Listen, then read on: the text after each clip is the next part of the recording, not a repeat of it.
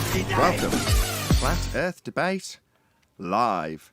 I'm your host Nathan Oakley, and if you are new to this channel, or you've not done so already, then be sure to subscribe, hit the bell notification icon and join button if you'd like to become a Nathan Oakley 1980 channel member and keep up to date with the Flat Earth Debate.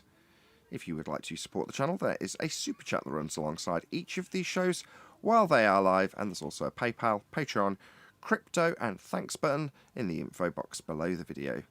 Most importantly, if you'd like to join the discussion, simply mute the page you are currently watching, then click the link in the info box below this video to join the panel and express your views on the nature of Earth. If you do join, please don't swear. If you do, you'll be ejected, and if you are, please don't try to rejoin the stream using sock accounts. You'll be warmly welcome back on the next stream. Please also share the show on social media.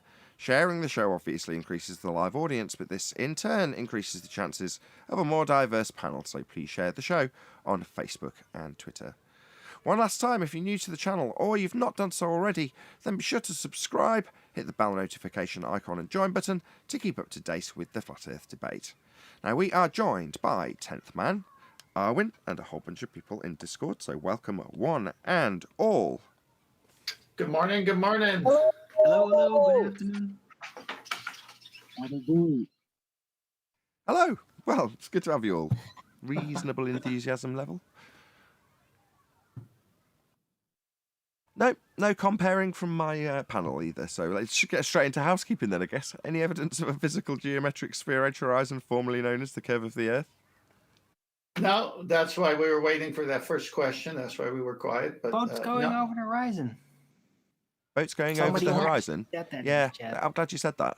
So there is an assertion by heliocentric believers, that's the majority of the Western world who are indoctrinated with the idea that Earth is a sphere from birth, that boats fall over a physical edge, aka a hill in the distance called Earth curve. And there's a calculator that qualifies exactly how much they think the boats and buildings are blocked by the physical edge after they fall over it. So it's interesting for the reasons hopefully someone else will now go into in terms of what we're asked to prove with boats going over the edge. Well, their claim, Neil, your mic's open. Oh, it was. Yeah, their claim is going over the horizon, obviously meaning we live on a curved surface. So the horizon is Earth curve to them, but it needs to be geometric, but it seems to be changing all the time. So how could it be changing all the time due to weather when it needs to be geometric and not changing? And they say there's a distance to that horizon using the Earth curve calculator, but then there's also photographic evidence of that not being the case. Right. And they haven't adapted the story yet to, boats go over the horizon. Except when they don't go over the horizon because the horizon is all refracted 7/6R. And then it just goes into the distance in a straight line. They don't tell you the story like that. But that's because that's not the story. How'd you get the Hold horizon? on. Arwen's on fire today. That's right. That's because that isn't the story. So while Andrew Thomas Young might have a website and have published a paper about how we've got a non-refracted horizon with a line of sight to it and a refracted horizon that we see, aka we've got a line of sight to it, well, that's nonsense and contradictory doublespeak. And it might be parroted ad nausea by our anti-flat Earth opponents. But the story is boats fall over the horizon and the horizon's Earth curve, here's the maths to prove it. That's the story. Right, Well, but it doesn't always happen, and so it doesn't work. But the Earth has to be a ball, so it has to be a ball some other way. Arwen, Like with you said, refraction. Arwen, you said 7/6R. How'd you get the R in the first place? Yeah, Arwen. It's in my name. Yeah, I don't need to have it. I already got one R. Well, Nathan, break this down. If it's refracted, you could have never gotten the R. Am I right? Well, you're better off asking that to Arwen, because that's Arwen's, well, for the namesake only, it's the Irwinian paradox, isn't it? All right. That's the discovery. Well, Go ahead, Arwen. Explain the paradox. Just 1 second. Go ahead, Arwen. Just take us through the Irwinian paradox. Right. Okay, so I discovered the Irwinian paradox, what is it now, 2 years ago, during the Black Swan time, right? When the terrestrial refraction idea from the anti-flat earthers was really getting pushed hard as a new standard. And then as we were talking about it and trying to unravel the curvature calculator machination and all that, then realizing about terrestrial refraction, okay, so it bends supposedly light around the globe exactly with the curve of the globe, right? That's the idea. It bends in accordance to the globe shape. Well, if that is the case, then that means that the horizon that you get to see won't be geometric, right? But if the horizon isn't geometric, then how are you going to measure, not calculate, but measure the radius value of presupposed globe Earth? Because I don't know any other way to do it. You can only calculate it after that point. Once you can't use the geometric horizon anymore to establish the radius, how are you going to do it? You can't. So, because terrestrial refraction also, on top of that, naturally has that radius value within the formula, it undoes itself because it needs to have that radius value measured from the horizon being geometric in order to not have the horizon be geometric anymore, right? So it is a paradox. It's a mathematical paradox, and it undoes itself. Is that good enough? Yeah, that's perfect. Thank you very much, Arwin. But according to like what you learn at school and college and university, the radius of the Earth was measured by the Greeks apparently, and they used angle measurements on a flat plane to do that. So I'm a bit confused about that. What are you confused about? Earth is flat, and if they're going to be measuring it, they're going to be measuring it off a flat plane. What's confusing? Well, they say they measure in the radius, which is a I curve, think what he's but they do it using an angle measurement, and you can't acquire an elevation angle from a curve. So somebody's lying. No, you kind of went a bit wonky at the end. In order to claim that there's a radius value, you've got to measure Earth as a flat plane to extrapolate the mathematics and the derivation of those flat plane measurements to assert that you're on a sphere. Now, that's obviously nonsense. You can't be, because you've just measured it flat to give you the measurements. But that's how you assert you're on a sphere, paradoxically speaking. We all clear? That's how you assert you're on a sphere. You take a measurement from a flat plane first. Sorry, I'm talking straight through you. My bad. Go ahead, One Deck. No, that's great. Yeah, I'm just saying. But at school and colleges and university, the idea that can be done from a curved surface, people believe this, and this is what they carry through their lives, that this is how the Earth radius was measured using an angle measurement, which cannot be possibly done. So it's obvious, yeah, we live on a flat Earth. Well, this is where refracted curvature did his same trick when he turned his kitchen into a sphere.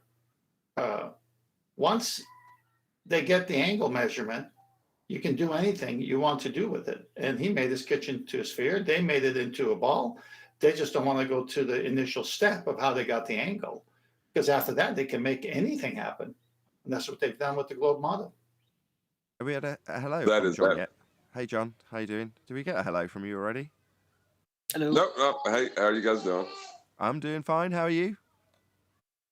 Not too bad. I was getting ready to agree with 10th. Before I turned my kitchen into a sphere, I had to measure it flat. So, yeah, that's pretty important. Right, but if you're going to assert that it is a sphere, then you're guilty of the proto fallacy. Is that correct?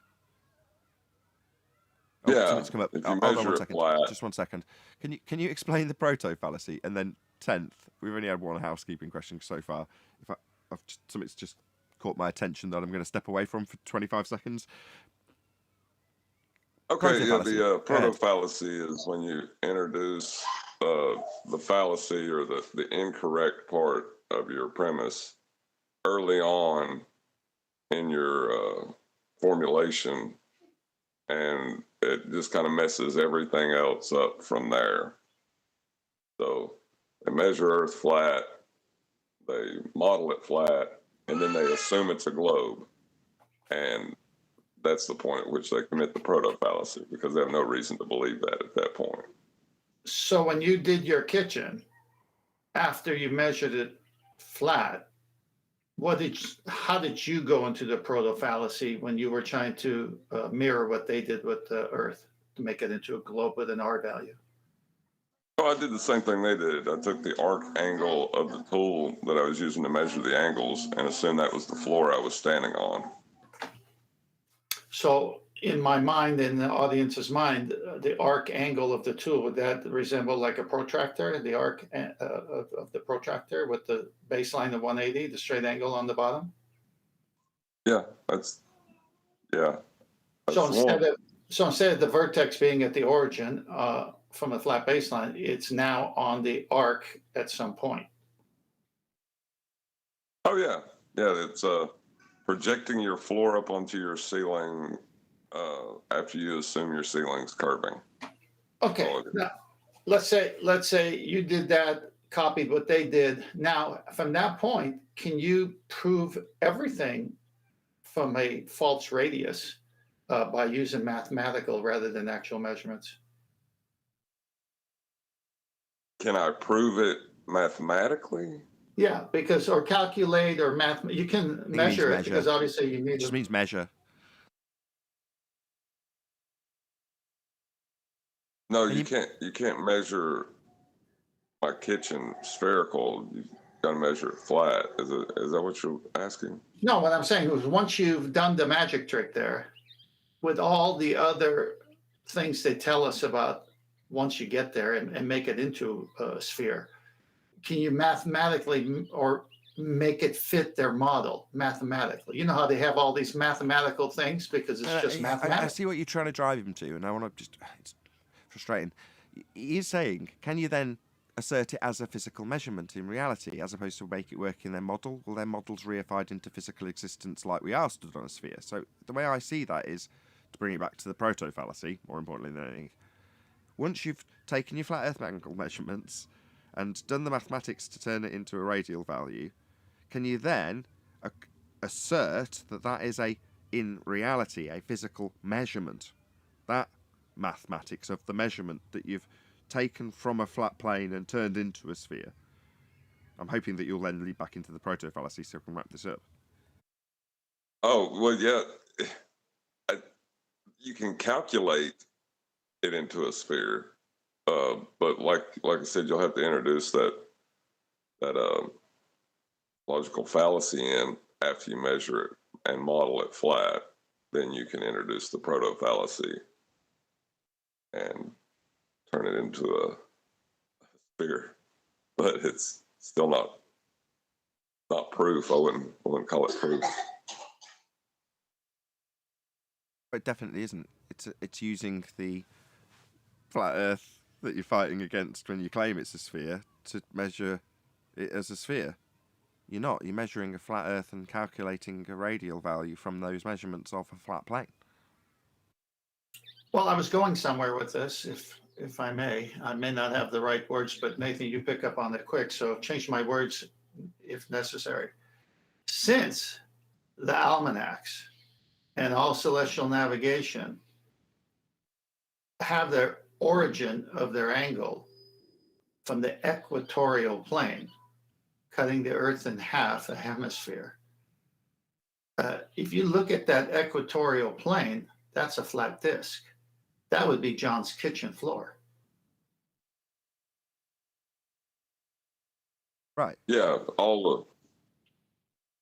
Sorry, John. Go ahead. that's the only way you can measure an angle. You need a flat baseline. Right. So since their method is to get the measurement from the center, which is the Earth cut in half, and having a disk, a equatorial plane that even extends all the way to the celestial equator, to the celestial sphere model, the flat Earth model, as you've said before, then they're getting their angle from a flat baseline as well, and then projecting that they're really on the arc like you said you did with your kitchen. Yeah, yeah, and then the floor becomes the equatorial plane of my kitchen is all that would happen if I modeled it out. Okay. That would be Now, yeah. So let's go. So if I back away from viewing you from a close up and I see more of it, then I could see the other hemisphere under your kitchen floor as they show the other half of the hemisphere on the globe model, which is the negative side versus the opposite side, meaning positive side, meaning from the equator to the North Pole is positive, from the equator to the South Pole in their model is negative. But we never see that because we never can see past that horizon. Yeah, that would be the biggest difference is I wouldn't back on somebody. I wouldn't be able to in reality you can't see all the sky at once. You know. So I'd have to go into another room and assert that's antipodal from my kitchen. Well, how could you do that if you can't see it? Don't you have to You just assume assume it? You just assume it. You don't have to see it. You just Okay. assume it. You've already entered into the proto fallacy. All right, well, that's good enough for me. We carry on another time.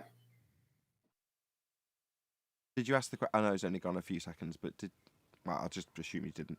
Any evidence of axial no. Any evidence you can acquire an elevation angle from a curved baseline? No, I think John just proved that you need a flat baseline to do it because a vertical elevation angle, altitude, as they say, is impossible with a curved baseline. Ask BCFC Island. I can only assume it's you that's causing the line to open. Can you just pop yourself on mute if you're not intending to say something? As I just asked it by accident almost, any evidence of axial rotation of the Earth-based variety? Why would that even come into play now after what we've talked about? You're going to need R, and you don't have R because you never had R.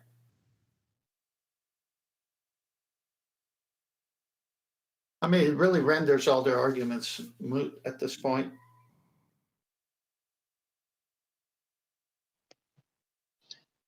Would it be interesting to talk about the reification math that goes into reifying a flat Earth? Like, why is the axial rotation or tilt necessary in order to reify what's perceived?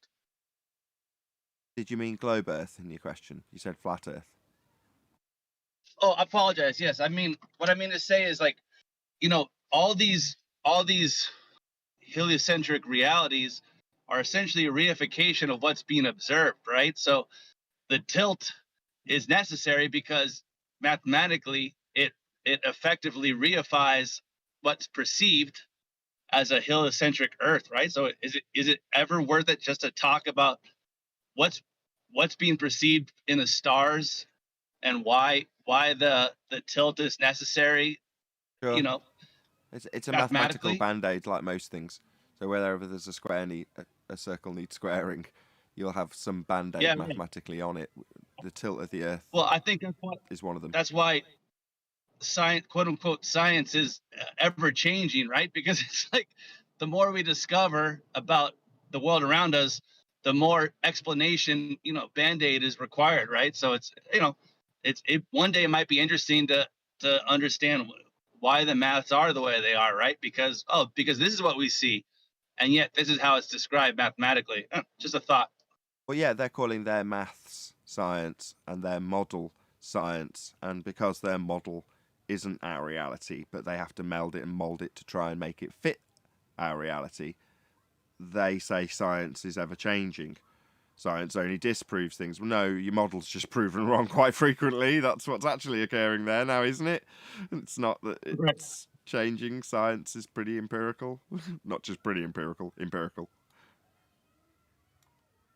think they use the tilt, don't they, to explain their reasons for the seasons. But obviously, we all know the seasons is due to the sun's movement and position. and that's their explanation for the sun's movement and position, which they can't prove the tilt of the Earth. But what we do know is the sun is the cause of time. Anything else, but we don't know really anything about the sun, if that's moving in different directions and moving inwards and outwards. So they've just put a tilt on the Earth to explain it, and we have to believe it. Well, we do know the sun's analemma. I mean, they've got pictures every month for a year, and you could see it doing kind of like a figure eight. And we know in the winter, at least in California, it's lower on the horizon, and in the summertime, it's higher. So you got Capricorn and Cancer, the tropics. And in between is what they call the equator, the center line. So we do know the sun has a circuit and it repeats itself, always has. That's why we know where its GP is at any given time, 1,000 years in the past and 1,000 years in the future. Good time to ask the question then. Yeah. Any evidence of the distance to the sun? In celestial navigation, it's not even relevant. They don't go there. Now, there might be a way of knowing it, but we have to have many factors, and I'm not privy of anyone in celestial navigation claiming distance. They're more of an angular measurement. So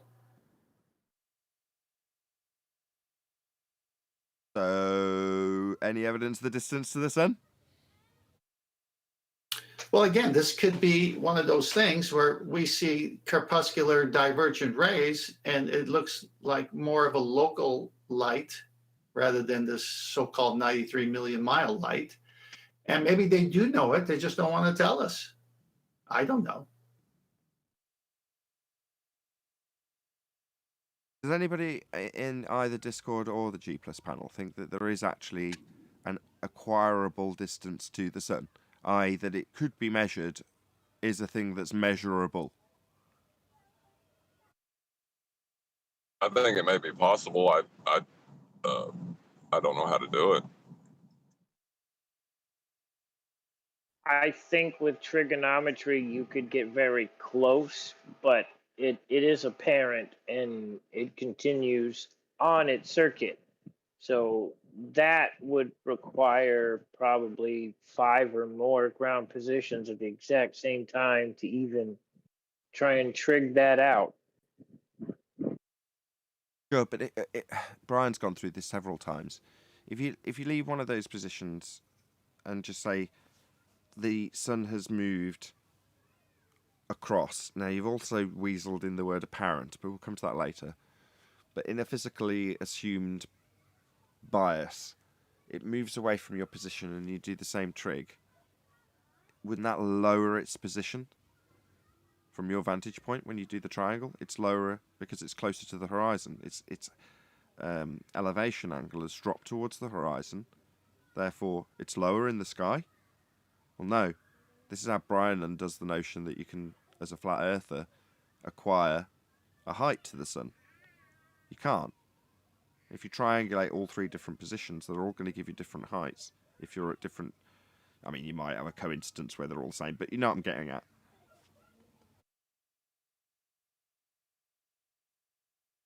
Anybody else think you can calculate Right, well, the distance? Oh, there's more. Go ahead. I was just going to say, trying to get that exact angle at the same elevations would be the trick. That'd be your control. But I mean, yeah, apparent. So still the issue of physicality.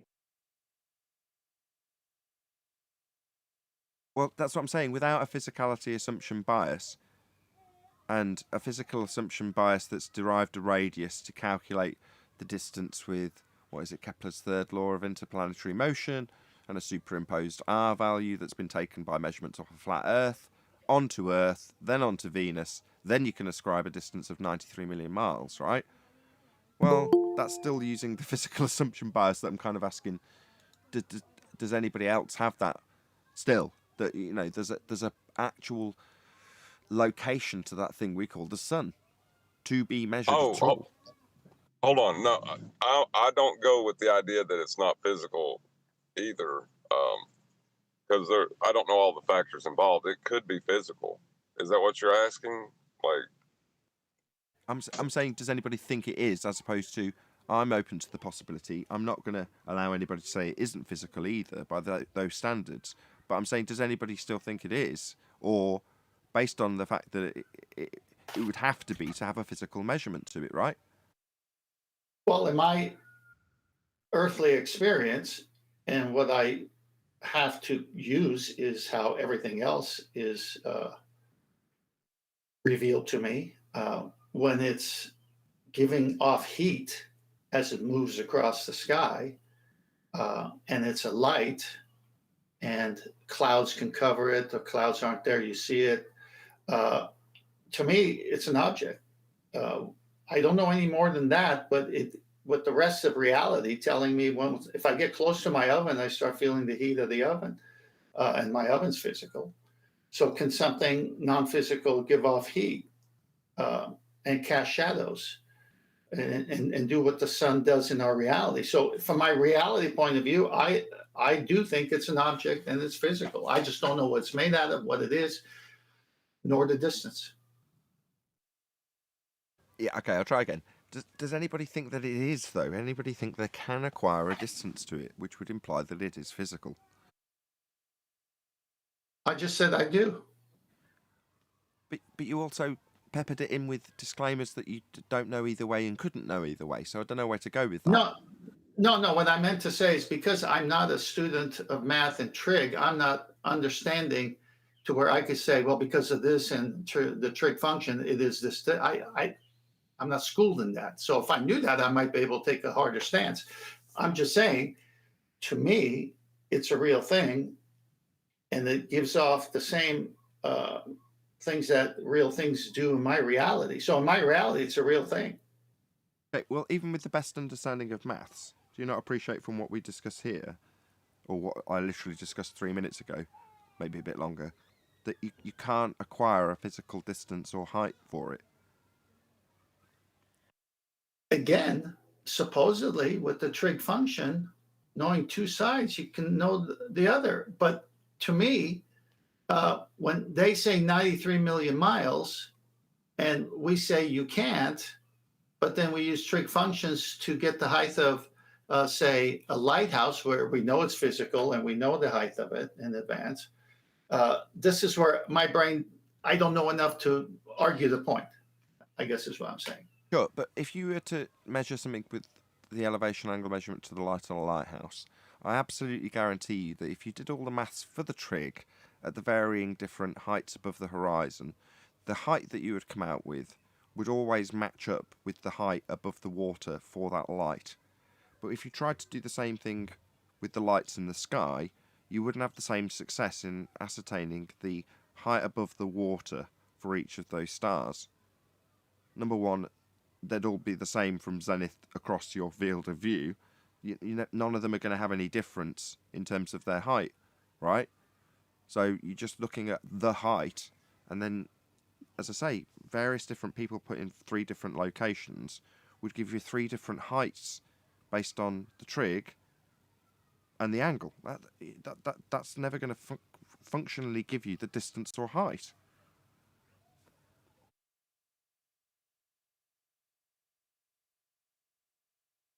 You would need to know the length of two sides. How would you? Only one you know is the baseline, is the distance from the baseline. How would you know the length of any other side?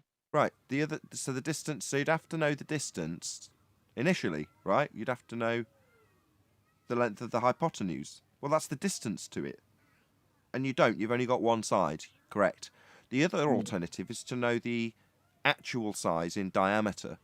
That's the other alternative that you could actually do this maths with. But do we have Well, that? no, that's not true. Sorry, we could. No, you could do it with if you had the actual angular size as an actual size. But again, But you could have 2 angles in one side of a triangle and get the answer. Are you talking about for answering a triangle, right? yes. Well, to know the distance specifically. But the hypotenuse is not the distance, it's the angle. Hold on. We're going around in circles, and I like it.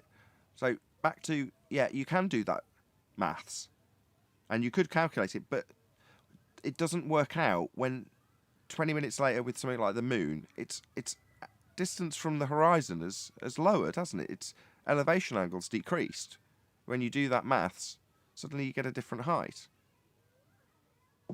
Right, and we don't know if there's any actual refraction, not the celestial fraction that changes a flat, that completes a Other sphere. factors, yeah, agreed. Yeah. Yes. So I can't say that just because I can't find it geometrically that it's not physical.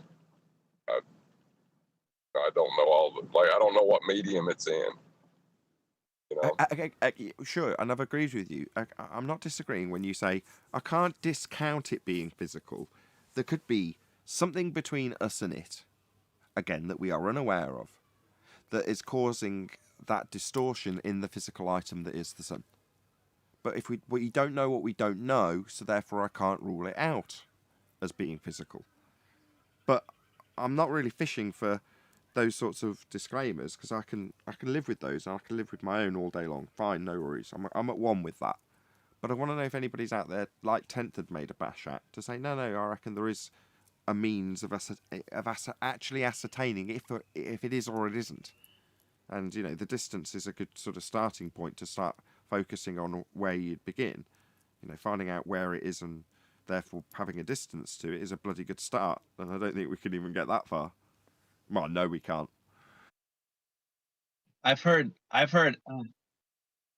rather self-assured anti-flat earthers assert that they can determine the distance to the ISS with something called a parallax angle. Oh yeah, parallax angle. Sounds like this is going to be proving a flat Earth in a heartbeat. Carry on. No, that was the argument the other day. It didn't go into much detail, but it's essentially, simultaneous observations of elevation angles to the object in question. So I don't know. You figure it out. But they did assert that. Simultaneous elevation angle measurements. Those would be two straight lines. One of them, the baseline, being a flat Earth. Well, of course. I mean, the distance between them, of course, is flat, but it's Earth is still curved. No, that's proto fallacy again. Hey, it's great. This is actually leading in nicely. The proto fallacy was an interesting discovery. Not discovery, but, use by one of our opponents, whose name coincidentally was Proto Thad. Again, yeah, just a coincidence, I'm sure.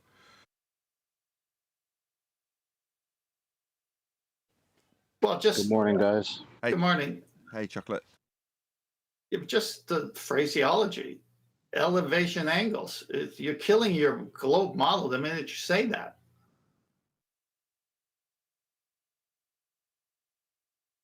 Well, they called it parallax angle. What's an angle? Depends on how you look at it. You're killing the globe model, but you're also creating the globe model, huh? Well, the best part about it is I guess not. The best part about it is one of those category errors, because they're not using the word parallax like you think they're using the word parallax, right? Yeah. They might be. It's just they're introducing they're introducing a spherical model.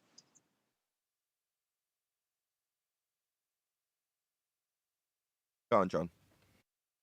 I was going to say that they might be taking, flat Earth angle measurements, applying it in a flat Earth celestial sphere model, introducing the proto fallacy, and then noticing a discrepancy between their angles measured after the sphere assumption's made, and calling that parallax. Is that what you're saying? To be honest, I'm not fully abreast of what they're doing specifically, but I know they're taking two observers to the said object and utilizing those angles to determine distance. Yeah, the discrepancy between each point that the angle's taken from, and then they're saying that that angle's different because, or that angle's slight difference where it physically places it in the sky on the model is parallax, is what they would be asserting. Yeah, I mean, that's possible. You know, they didn't explain it specifically, but sure, possibly. But to me, parallax would be like, you know, a means of determining with, you know, uh, two different images, right? And the relativity between different objects determining the replacement coordinate, right? That's kind of parallax. You're breaking up a bit too badly for us to decipher what you're saying, unless John followed along vaguely. Can you respond to that, John? Yeah, it's not the exact same kind of parallax we experience on the ground because, you know, it's just a correlation between that and what they're assuming is happening in the sky, I think is what he's trying to say. Right. Quick shout out to Unitox Femu, who says, any evidence for measuring an elevation angle on a curved surface? Indeed, this has been like the longest covering of a housekeeping question ever. And it's good though, you know, because there's lots of aspects to it and it's still relatively new. Thank you for the super chat, Unitox Femu. Really appreciate the support. Was there anything else on this? We're actually on distance to the sun, but yeah. Any evidence you can have gas pressure without the necessary antecedent of a container to press upon? Negatives. I've been asking for a small scale demonstration, but they tell me, look at a fan or the wing of a plane. Look at a fan. Both of those examples are examples that take place within existing gas pressure. So first you have to have gas pressure, then you can move the pressure with a fan and direct the air that is existing gas pressure. Likewise with a wing. So the wing is causing a pressure differential to get lift. Well, that's a pressure differential in existing gas pressure.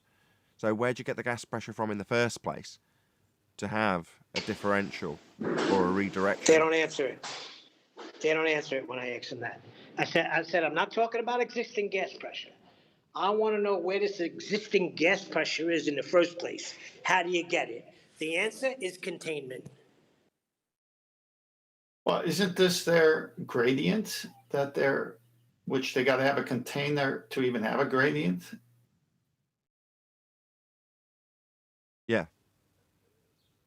First you have gas pressure, then you can have a gas pressure gradient. But they say, look, we've got a gas pressure gradient, therefore gas pressure without a container. You're like, no. If you show dispersion, you can see that the gas has to be introduced through, say, a valve. So you've got an empty space for easy conceptualization. And the empty space is completely sealed. You've got a tap that's going to be opened, and the tap will introduce gas into the chamber. Well, if you measure it at the instance that the gas starts to flow in, there's a high concentration of gas in one small area of that sealed containment.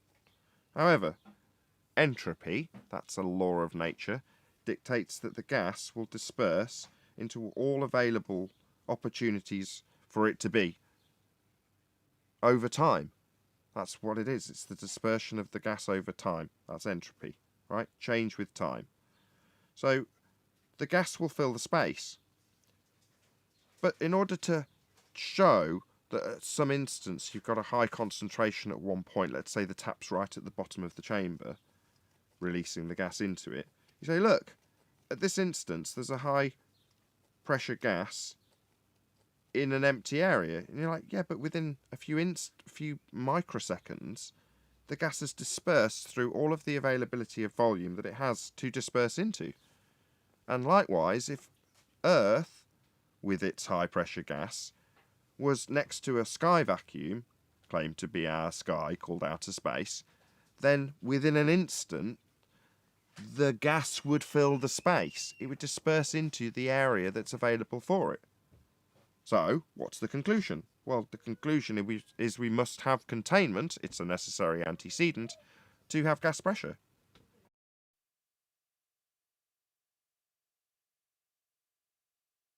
Well, this is where Danny Faulkner said that the wings of an airplane and the Bernoulli effect, that the vacuum is above the wing. Now, that's a gradient of air. High and low pressure is being caused by the wing to give it lift. But he erroneously, and I can't even believe he even said it, that he says because it's less air or less pressure caused by the wing cutting through it to create lift, that's a vacuum. How do you go from a less or gradient to a vacuum? Wow, and supposedly he has letters behind his name, huh? Or something like that. It was so I ridiculous. mean, that's an argument that Zanuck has made here. Well, yeah. that's how they define a vacuum. It's kind of it's their get out. They're talking about a pressure differential, but they'll call it a vacuum. They're not. You know what I mean? Yes, Right. that's exactly what it was, a pressure differential. Right, they'll just work outside the convention that they're defining something with and call that a vacuum. Therefore, you've got the definition of vacuum within a pressure gradient, and therefore you don't need containment. Look, here within the existing gas pressure is something labelled vacuum. There you go, job's a good one. You're like, ugh. Okay, no, it's still a delta of gas pressure. You still need gas pressure to exist in the first place, and you can't have gas pressure without containment. It's what it presses on to be pressure. Anyway, a quick shout out to Sensual Goat. Thank you very much for the super chat. He's got music around this. Do I have to sing this? Do you ever question... No, I'm not going to do it. Do you ever question your life? Do you ever wonder why? Do you ever see your dreams? Holy vacuum in the sky. Very nice. Thank you for the super chat, Sensual Goat. Also shout out to Unitox Failure again. It says gas pressure gradient with 66,000 miles per hour speed. Thank you very much. Really appreciate the support. Also, what's going on? Shout out to Davey Z. Appreciate what you do, Nathan, and the panel. Thank you very much. Thank you. Really appreciate your support also. Thank you very much, all of you, for the super chats. Very much appreciated. Can I ask a question? Is there a vacuum gradient? That's what I'm saying. That's how they recategorize it. Essentially, that's what they're calling it, a vacuum gradient. You're like, okay. So that's Well, no, I'm more redescribing gas pressure gradients and saying that they're vacuums. Vacuum gradient is the end result. No, I know. I'm just flipping it, because if you're going to say that, make up stuff on the dime, then I'll say, what's the vacuum gradient of 10 to the minus 17 torr? What's the vacuum gradient of that? How does that become less of a vacuum, and where? You follow what I'm saying? You've qualified it in the question, though, haven't you? When you gave 10 to the minus whatever torr. Well, that's the qualification for the vacuum gradient. I know you're describing it in terminology that's not common, but it's still accurate. Not accurate as in it exists, but accurate as in grammatically accurate to describe what they are saying. It's like me saying sky vacuum. When you realise these sort of slightly offbeat way of calling something what it is, and it being factually accurate, and it just jarring you slightly. Well, that's what you're doing, but without the actual answer of the question being in there with a number attachment, i.e. 10 to the minus whatever torr. Let me express what I'm trying to do. See, I think of absolutes. So when you say gas pressure, I'm thinking containment pressure. You can't have pressure without containment. That's an absolute. This is all the gas laws, that we mentioned on the show. 4 or 5 different gas laws tell you that. So let me give an example, as silly as it may be. In The Princess Bride, when they asked, what was his condition, Billy Crystal's role said, he's mostly dead. He's only mostly dead. So now, either you're dead, but is there such a thing as mostly dead? Do you leave off the absolute meaning of dead to make up a gradient of dead? Oh, come on, gas can pressurize itself. It's its own container. No. No? What do you mean, no? Gas pressure. How do we get it, Arwin? It presses. Against what? Other gas? It bounces off and goes into any direction it wants to until it hits what? Is a bolt roll. It goes Atmospheric back pressure down, is go different. boom boom. Neil, don't interrupt. It goes back down, go boom boom. Let's just deal with Neil. No, sphere-shaped air isn't something that exists. That's an oxymoron in and of itself. Carry on, Arwin and 10th. Oh, well, actually, no. Shout out to Michael Kahn. Says, might as well add the super chats are following. God bless all. Thank you very much indeed. And also Mike808, who just gives me money. Thank you very much indeed. And finally, Godzilla37, who gives me money and says, heard that today is a super chat day. I don't have a YouTube channel, though. Do you want my PayPal? You've given me a super chat. But I appreciate the irony in what you're asking. Thank you very much for the support. Really appreciate it. Smash the PayPal link if you want to support this channel. Thank you all of you for super chatting. Do appreciate it. Go on, Arwin and 10th. Sorry to interrupt. I was saying I will take some of that. Well, before you chat along there, you were saying gas go down, go boom boom? Yeah. Well, I mean, Is this you playing baller or is this you actually I saying don't know anymore. I'm trying something new. I don't think that gas pressure needs containment of any sort, not even gravity presupposed. It's just there. It only requires to be gas, and then it'll press in all directions until, it doesn't feel like it anymore. It's funny, Arwen, because someone who I was talking to suggested, and it's funny because I'll use this word now, that air lays on top of itself due to hydrostatic pressure, which is funny. Let's cover that. Like surface sorry, tension. just That's break a that down good one. quickly. What does hydro mean? I don't believe that's okay. You know. It's okay. What does hydro mean? Exactly. Water. Exactly. Water vapor. Okay. So which is a water. gas. No, it's okay. So we're talking about fluids, fluid dynamics. So hydro means water. What does static mean?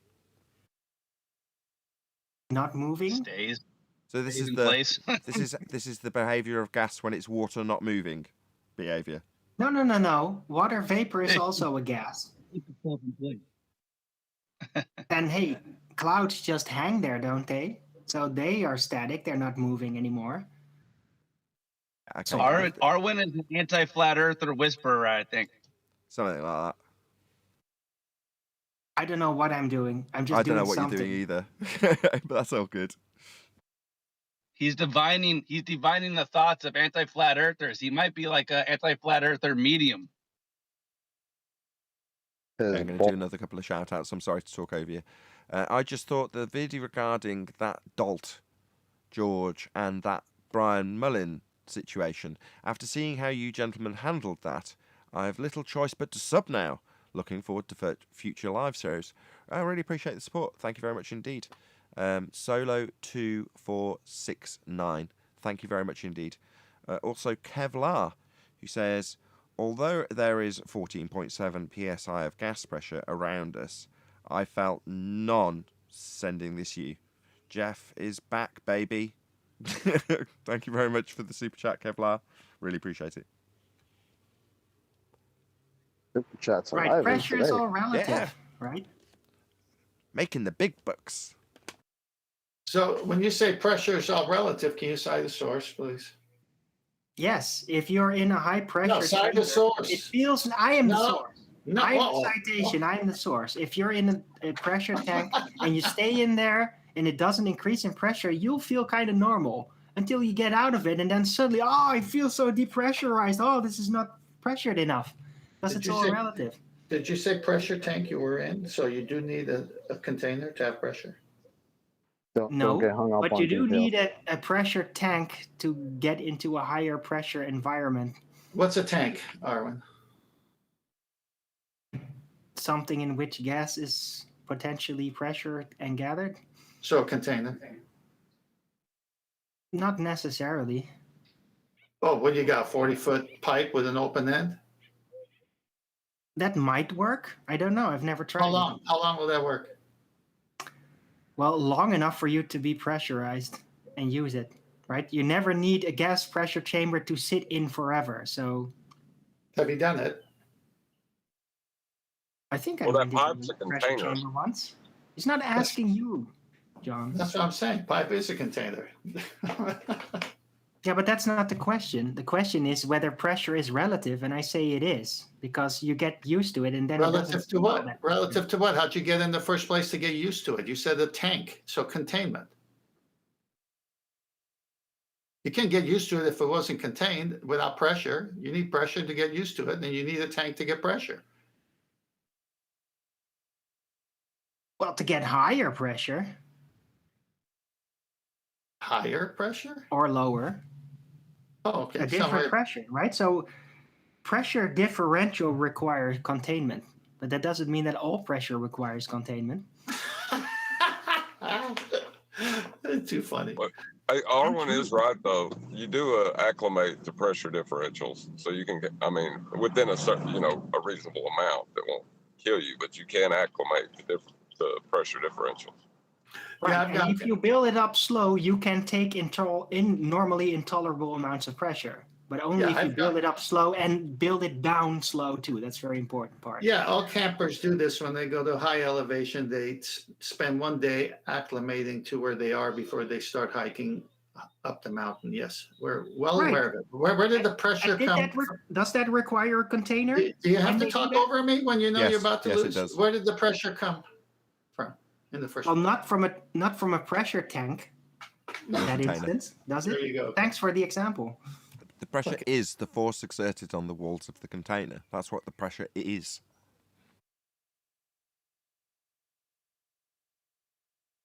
Right, but I don't think you actually do need a container. I think that gas just presses on itself. Okay, whatever. Got loads of newbies in Okay. Discord, by the way. Great, demonstrate it if you can. We'll wait. How Got did sev- the gas know to be pressurized? Not subtle. How did it know to be food? There's several newbies in Discord. Typically, when you guys are like, "Hey, are there any people in?" Yeah, well, normally there's just the normal regulars, whereas now there's about 3 or 4 people that are new. If you want to harass them, I mean, invite them Hi, to newbies. discuss. Save us from Arwen. What's up? They're not as vicious as they sound, guys. Go ahead and speak up. You have a right to defend your beliefs. You talking to me or? If you reply yes, Dance Vader, is it? Have I said that right? Darth Vader. Darth Vader, very nice. Yes, good to have you. Alrighty. So, where should we start? So, why?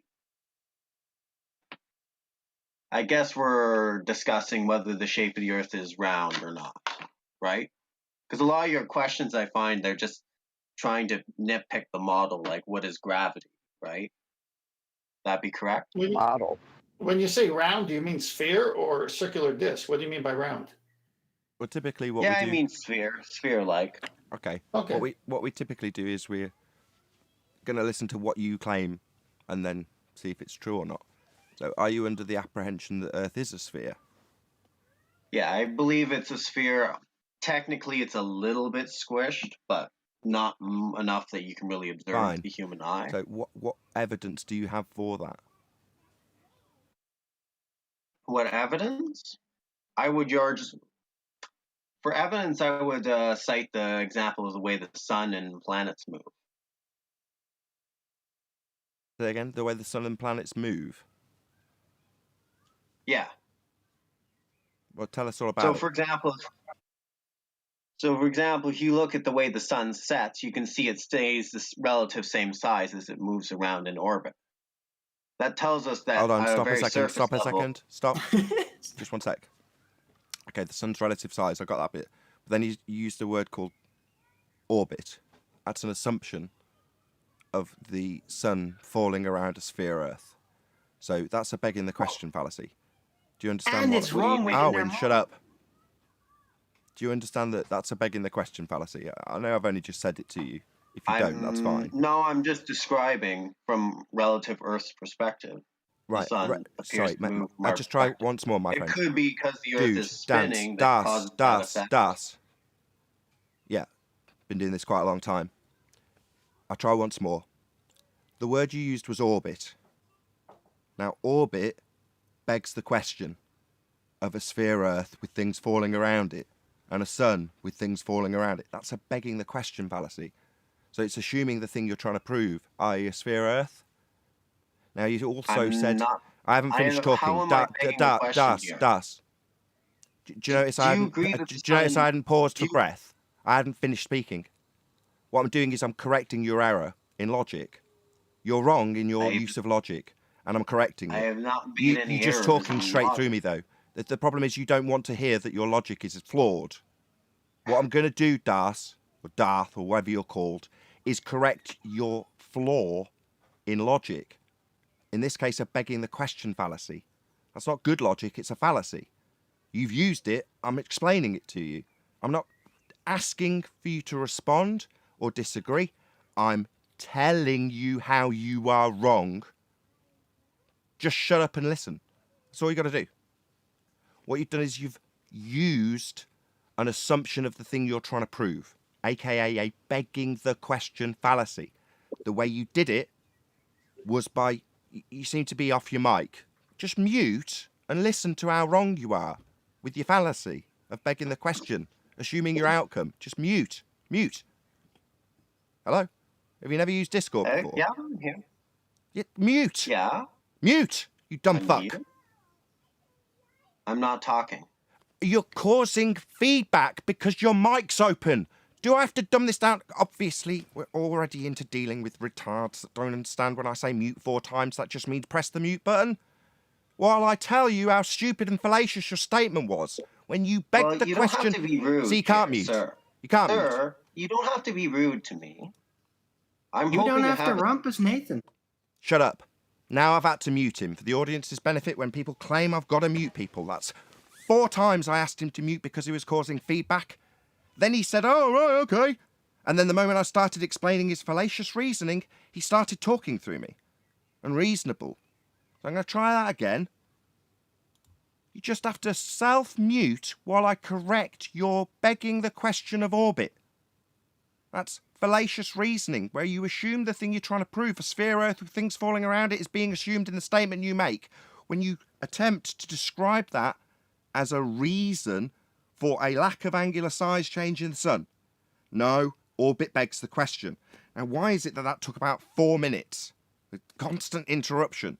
You just begged the question, mate. Just don't do that here. It's one of the cardinal sins of this show, to beg the question, to assume the very thing you're trying to prove. Now, you don't know that, but now you do. Doesn't mean you've got to talk. It doesn't mean you've got to interrupt me, you stupid belligerent little prick. I've told you 6 times to shut up. I will let you know. I will give you permission when you can come off mute. That'll be when I'm done correcting your dumbass about the begging the question fallacy of orbit. It doesn't mean you need to say I understand. It doesn't mean you need to tell me what you know or don't know, or plead with me about how it's not a fallacy that you've assumed your outcome in when you use this word orbit, to try and justify angular size change lack thereof in the sun. Now, if you want to continue telling me how something to do with a lack of angular size change in the sun has a proof attached that doesn't beg the question of a sphere Earth with objects falling around it and the sun in your assumption with the word orbit, you may continue. But just don't beg the question of orbit again. Okay? We're done now. You can come off mute. I'm finished. Okay, so in a flat Earth model, the sun orbits in a circular pattern. When did I claim anything about a flat Earth model to you? Have I made that claim? I've said look, you can make your claim. Stop. Stop.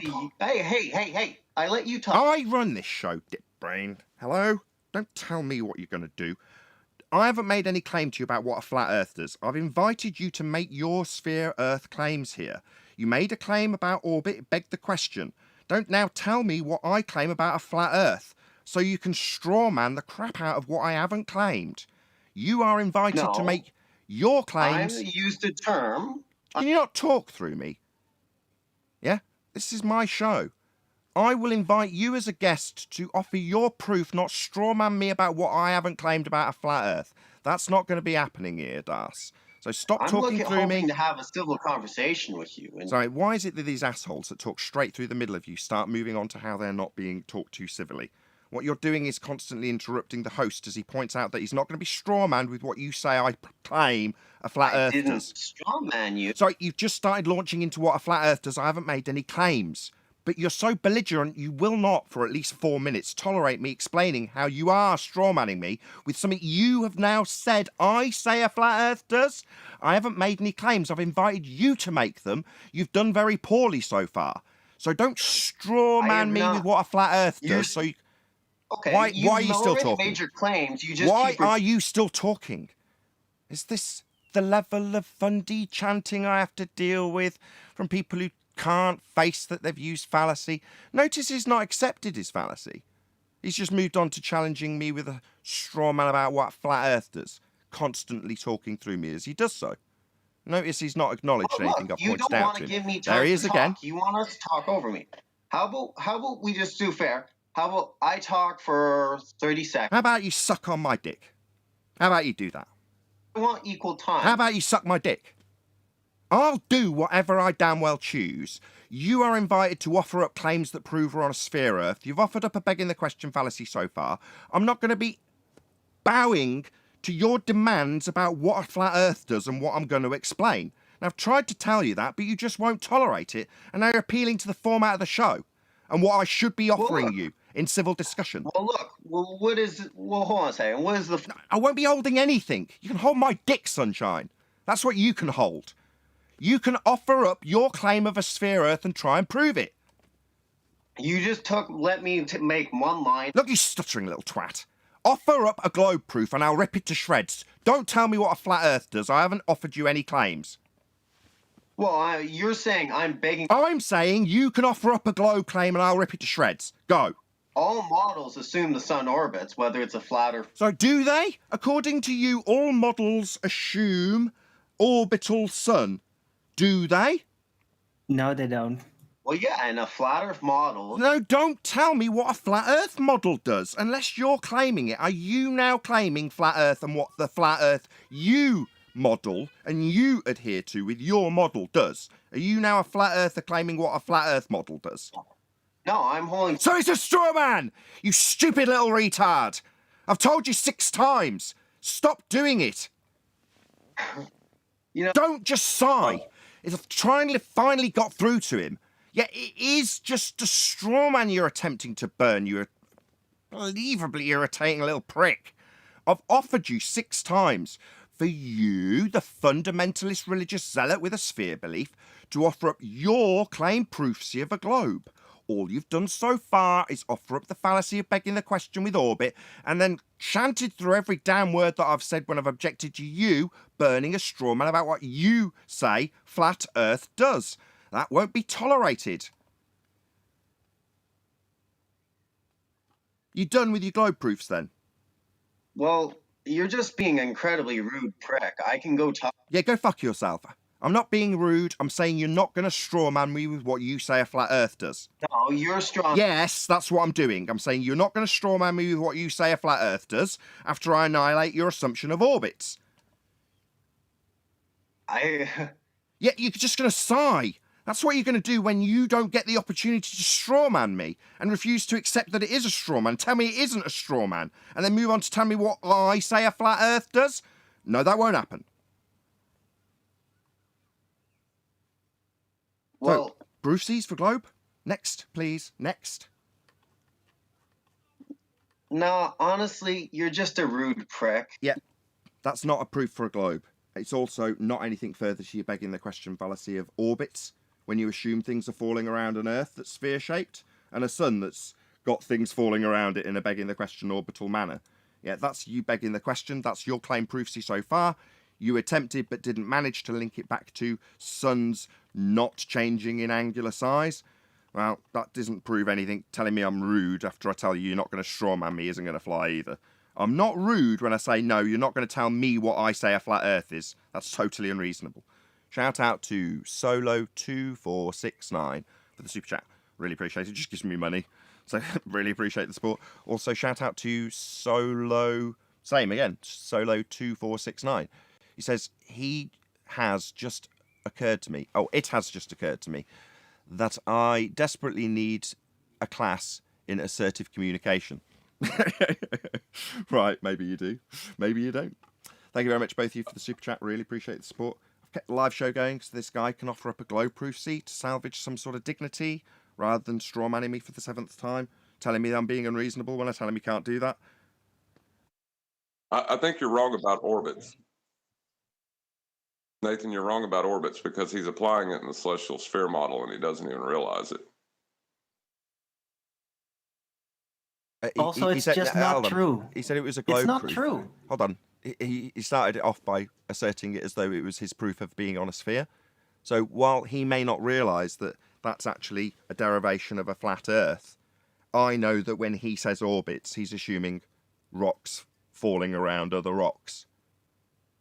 He didn't claim celestial sphere model even, John. He just said the way in which the sun sets means orbits was basically. Yeah, we're back in 2017. But He's that's not in even. But it's not even true. He said, like, on all flat Earth models, it orbits. No, it doesn't. Only on the circle-centric oriented ones, it does that.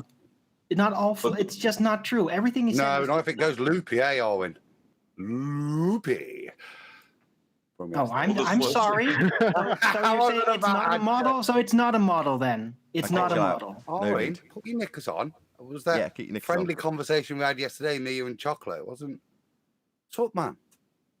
I'm trying to make an argument here And I was against the agreeing with you, globe, and wasn't I? you're now putting my loopiness here into doubt. No, You're strawmanning me with my own no. conception. In a rectangular looping model, there is no circulation. It's a straight line across the equator that then loops back. I was supporting you. You're just a bit. He was actually on your side with that statement. You just didn't. You just, as hot-headed as me. I was using the defending. phrase, Arwin, we had yesterday, mate, in a friendly way. It wasn't. Man. It's Sorry, called a but joke, Arwin. Only Relax. I have the right to say loopy that way because it's my Only I freaking can use that word. We were practicing it Loopy. yesterday, Arwin. Loopy. We've still got some other newbies. Only I can say that. Sorry, we've got some other newbies that can end up telling me that I'm not reasonable to communicate with when I don't allow them to strawman us. So we've got Well, the Viking. Just to clarify, that when he says sunset, he will be applying it within the celestial sphere model, whether he realizes it or not. Oh, I Or absolutely he said agree with orbit. you. He doesn't know that his assertion of a sunset based on the twisting of a protractor around through its degrees as it moves its position towards the horizon is actually a flat Earth elevation angle measurement to the declination of the sun towards the horizon with angles. Yeah, he doesn't know that. But he's offering up a 2017 begging the question of orbital motion, i.e. rocks falling around the Earth and Earth falling around the sun. Yeah, but when was he goes my- to demonstrate it, he's going to apply it with the arc of the sky. Correct. He's going to tell us about how those orbits he's describing as things falling around us are actually the angle measurements of those items moving towards the horizon off a flat plane. That's correct. You're absolutely spot on. But I could only agree with you and get this so concise having had him vanish and go away rather than saying, you're just rude when you tell me to shut the hell up when he's interrupting me pointing out his strawman use. He was constantly rumpusing you. I don't know anything more rude than that. So he's just projecting. Arwin's point about it not being a circle, the reason I was agreeing was that's one thing.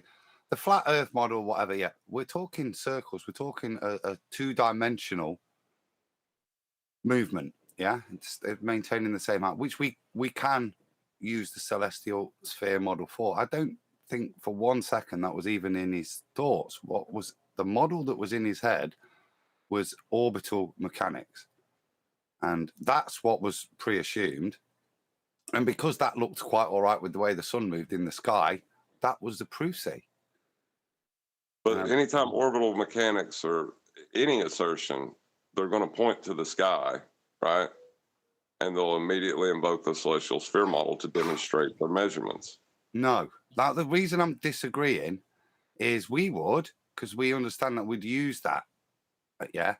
But I don't think if you've got no comprehension of it and your worldview doesn't even include that, and it's solely just affirming your own bias, I don't think you can attribute that level of intellect to their worldview. No, Adam's right. Hold on, you're both right, but John's more right. Because, yes, that's correct, Adam. Yeah, you can't accuse him of appreciation of the elevation angle utilization of a flat plane to make the assertion. Cognitively, he's just affirming his own belief in a globe. You're right. But that's not John's point. John's saying it is whether he likes it or not. Doesn't matter if he knows it yet. It doesn't matter if he believed he was affirming his own sphere belief. He is factually using that celestial sphere model, which is a flat Earth model. Whether he knows it is irrelevant. Am I right, John? His models. Exactly. Oh, I'd concede that. That's exactly it. No, I'd concede that point. I have a little question for all of you guys, again, to clarify. Every time somebody says orbit, to me, that doesn't just signify some kind of circular path around the globe. It is more specific related to gravity and how it's supposedly falling in a circle. So it is really intricately tied into the globe cosmology mechanics. Yeah. It's falling, isn't it? Owen? So it's technically not even orbiting above the flat Earth. It's just moving in the circle. Orbits is a description. When you describe orbits, they will have to invoke the celestial sphere model for measurements. No, I think what Armin's mean, and I agree, if you use the term orbit, it is pretty much related to planets orbiting things. Even if you're just talking the electrons, it's a three-dimensional traveling around a spherical surface. Whereas within the celestial sphere, it isn't. It's a lap. It's a circular lap. The term orbit doesn't apply to celestial navigation, doesn't apply to our worldview at all. It's wholly encompassed in a heliocentric worldview. And it would need a mass for that as well. Zero acknowledgement. Zero acknowledgement Do any from of the the opponent. newbies want to tell us about? Sorry, Chocolate, go ahead. No, I was just calling out to. You said there were more newbies in here. Oh, yes. Maybe somebody can actually talk about their globe. Just to come back to what John was correcting me on. Oh, hold on, Adam. Just 1 second. Just leave one little gap. So we've got, is the Viking new? Tack? If not, we've got Pieta, something like that. Fillet. I can't say, that's too small on my 4K monitor. Piatte. Flat. Is it just flat in a French sounding way? Or flatty. Flatte. Flatte. Okay. I'll assume you're not a globe believer then. Any other newbies? There was a couple of others, but they've obviously bailed. Birdman? That one I can read, just about. Oh, he's on server mute. My bad. Hello? You're flashing away, but I can't hear you. I'm hearing something, but it's really low volume. And roboting, I think. Yeah, that's not great. Sounds like background noise. Birdman, listen. It's a Birdman. Yes, hello.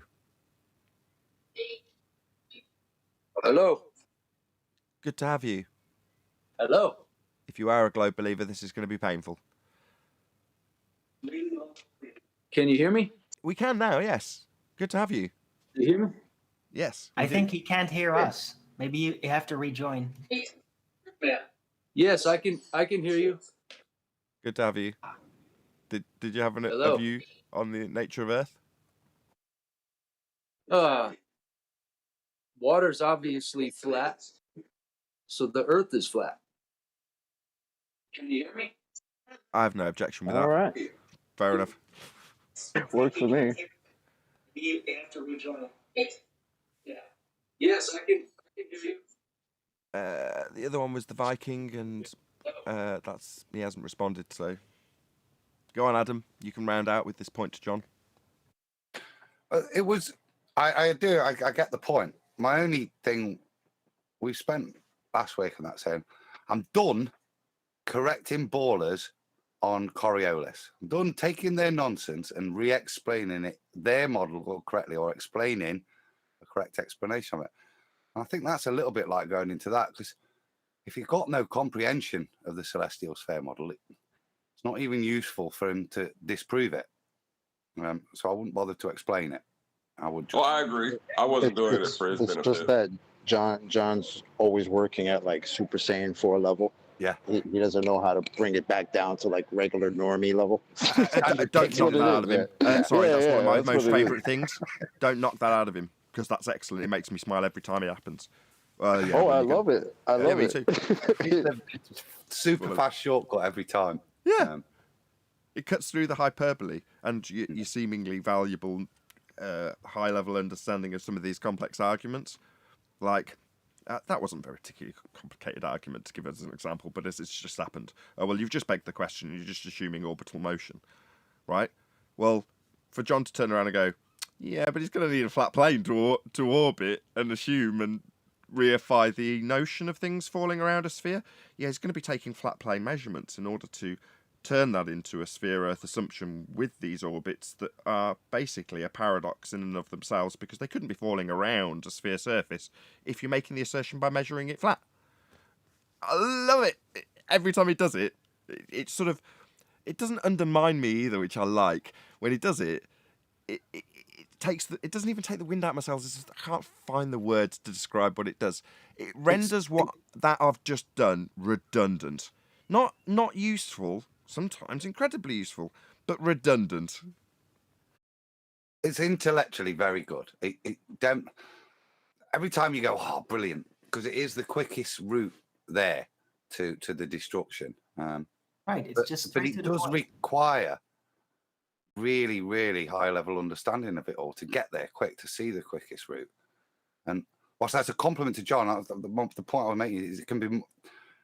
You could spend more time explaining like Coriolis, or less time explaining Coriolis to someone for them to recognise the point. I know us guys do, and we go, well done, John, yeah? But actually, you've got to understand it to see how devastating the point is. Yeah, John's smarter than I am. That's why he sees that shortcut quicker than I do. It reminds me, and I'll round out on this note after I shout that's Unitox Femi, who says, how many sea levels do we have in the world? Right on. Yeah, there is only one. Sea level. That said, there's various different tide heights and all sorts of other. I just don't want crap in the comments from that super chat Unitox phone, but I do appreciate the support. It reminds me of the Hollow Man, and in the Hollow Man, they're trying to figure out how to make invisibility work. And there's two different main character professors. One of them's Kevin Bacon, the main character, and the other one is a professor that's been on his heels, working alongside him in various labs, but never as good as him for the majority of his career. And he's explaining to the woman that inevitably goes with the better professor that he needs the B and C of it. And she's like, what are you talking about? You need the B and C of it. And he's like, well, the other professor, Invisible Man Professor, can always go from A to D without needing the B and the C. And that's the skill. Going from A to D without needing B and C. He says, I always need the B and C. Right? I've got to go A, B, C, D. That's how it's done. I can't go from A to D. He can go from A to D. I need the B and C of it. Well, I, in this example, need the B and C of it. The complicated, high-level understanding that makes me feel all smug. Just to go, bloody hell. Every time John goes, yeah, you don't need that B and C. Here's A. There's D. Done. Hey, could I bring up a point real quick?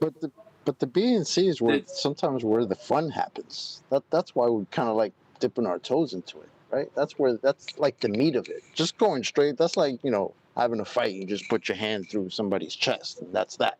Sometimes you want to play with your food. Yeah, don't play with your food. I was just gonna say, sometimes you like to play with your food a little bit. Says Anthony Riley, much to my frustration. Someone from Discord wanted to get a last word in while I've got my studio lights on, so if this ends up being long-winded, go ahead. Hey, could I bring up a point real quick? Yeah. All right. So, we know water's flat, and we know that you guys have done a lot of work bringing out the work with the sextant and how that works, which is amazing. You can't beat that. But radar and sonar and radio also require straight, direct line of sight. So that's a good thing that kills the globe. There's no comeback. Oh, I absolutely and completely agree. And with that, I'm going to say a huge, massive, enormous thank you to both Discord and Jupiter's panels for making today's live show possible. And of course, a massive thank you to all of you in the live stream audience for smashing the super chat so much, liking, commenting, sharing, subscribing, hitting the PayPal button and the thanks button, and all that good stuff. If you are watching this on either Nathan Oakley 1980 or Nathan Oakley Premiering streams, stay tuned, as there will be an after show to follow. As I say, if you are watching this live, this is where we bid you farewell. So another massive thank you to all of you watching live. I've been Nathan Oakley, and I will see you all in the next video.